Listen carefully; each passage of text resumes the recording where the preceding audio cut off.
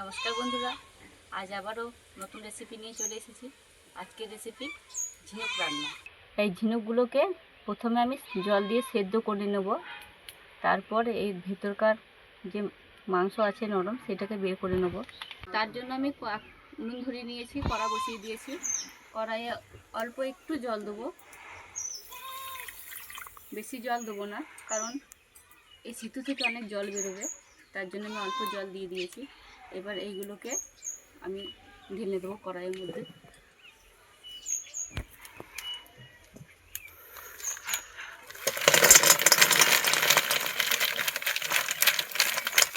সব ঝিনুক কড়াইয়ের মধ্যে দিয়ে দিয়েছি। এবার ঢাকা চাপা দিয়ে দেবো সেদ্ধ হওয়ার জন্য। এবার ঢাকাটা খুলে আমি দেখে নেবো 5 মিনিট পর। আমার সিতুগুলো সেদ্ধ হয়ে গিয়েছে। এবার আমি নামিয়ে নেব।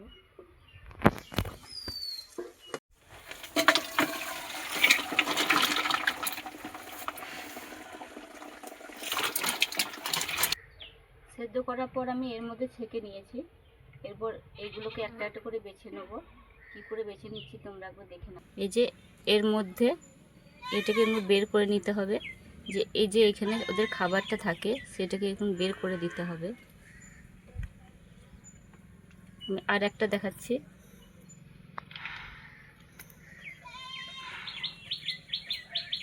এই যে খাবার, এটাকে এইভাবে বের করে দিতে হবে। আমি এইভাবে করে সবগুলো বেছে নেব। ঝিনুকগুলোকে সেদ্ধ করার পর ছাড়িয়ে নিয়েছি। ছাড়িয়ে নেওয়ার পর আমি ভালো করে জলে ধুয়ে নিয়েছি পরিষ্কার করে। ঝিনুক রান্না করার জন্য আমি কি কি নিয়েছি একবার দেখে নাও। নিয়েছি ঝিনুক,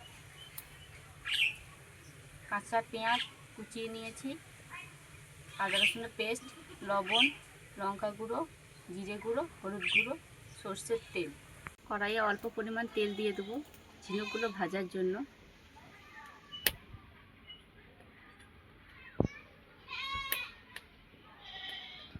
তেল গরম হয়ে গিয়েছে।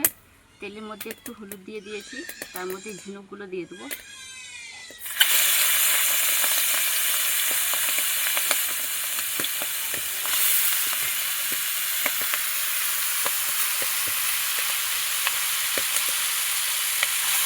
আমার ঝিনুক ভাজা হয়ে গিয়েছে। এবার নামিয়ে নেবো। দেখো এরকম ভাজা ভাজা হয়েছে। এবার নামিয়ে নেবো। কড়াইয়ে তেল গরম করতে দিয়ে দিয়েছি। তেল গরম হয়ে গিয়েছে। এর মধ্যে আমি পেঁয়াজ দিয়ে দেবো।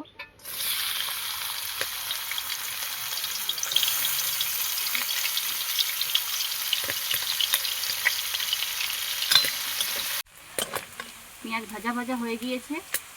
এবার আমি আদা রসুনের পেস্ট দিয়ে দেবো। আদা রসুন কষানো হয়ে গিয়েছে। এবার আমি বাকি মশলাগুলো সব একসাথে দিয়ে দেবো।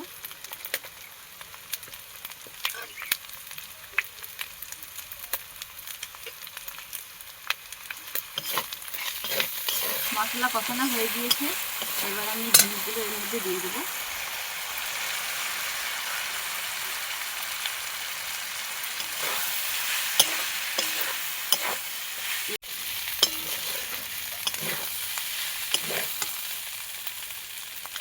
কষানো হয়ে গিয়েছে ঝিনুকগুলো।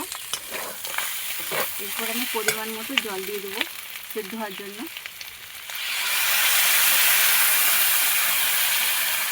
ঝিনুকগুলো সেদ্ধ হওয়ার জন্য আমি ঢাকা দিয়ে দেবো। 15 মিনিট পর আমি ঢাকা চাপা খুলে দেখে নেবো হয়েছে কিনা।